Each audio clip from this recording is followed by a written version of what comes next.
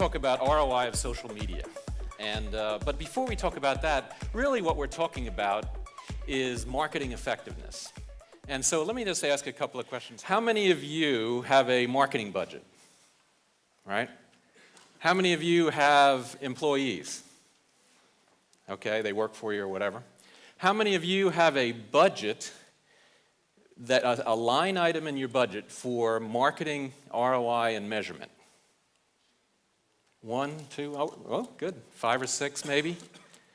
If it's not, this is a key message I think for you. If you don't have a line item in your budget for anything, it's not important to you. So basically when I asked, and everybody said, yeah, it's important, marketing effectiveness, and yet none of you, other than maybe 6 or 7, actually said, yeah, we have a line item in the budget. So why is it, if we're spending a lot of money on marketing, social media or whatever, and yet we don't really even talk to our social media? We talk to our employees, we don't talk to our social media or our marketing to find out whether it's working. Okay? So that's kind of what the purpose of today is. It's a combination, actually. It's owned by Tencent in China. It's like 400, 500 million users. And I think Facebook has passed 1 billion yet. So 400 or 500 million. And the funny thing is it's protected over there. And it's kind of fascinating. I've tried to learn more about it because I want to understand it so I can get some business in China. And what I found is that there's a number of very protected sites.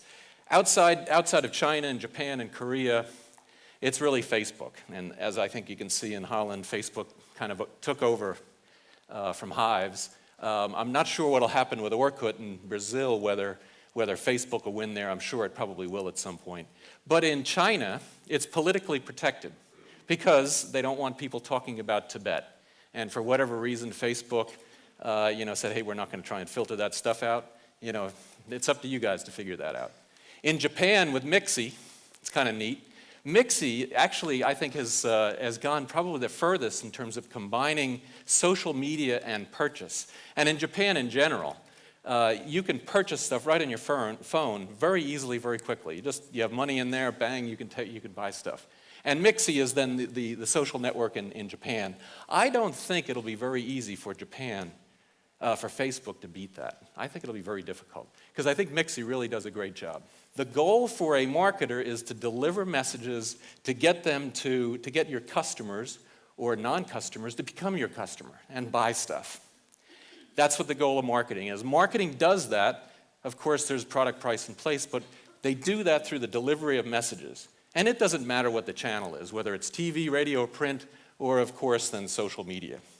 Now the problem is, though, for social media for a lot of brands, is that you have customer service in the middle. Hey, my cable went down.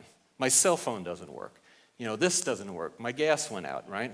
So we need to, if we really want to understand how successful our marketing is, we need to separate out the customer service and operational issues from the actual advertising, the message delivery mechanism. Okay. But if I mention Coca-Cola in a face-to-face setting, that happens actually more times than the brand Coca-Cola being mentioned in social media. Face-to-face and word of mouth is the biggest yet. How many of you study or get any information on face-to-face mentions of your brand? Yet it's bigger than social media. So basically, we're wasting our time here today. We should be talking about face-to-face, word of mouth. So what that means is, for those of you that think that you need a different social media strategy from a marketing strategy, that no longer is the case, right? I think we all kind of agree with that. It has to be the same, and it doesn't matter whether it's Dove or Olay or Coca-Cola with something like 30 million fans on Facebook. So social media is just another media channel, and it's part of our marketing strategy. And we as marketers then need to know one of my analysts calls it the rub-off effect. How does TV rub off on social media, and how does social media rub off on incremental value for TV? So the point is not that we can't measure. we absolutely can measure everything. So when your boss comes to you and says, why aren't you measuring social media? It's not because you can't. It's because there's a cost related to it.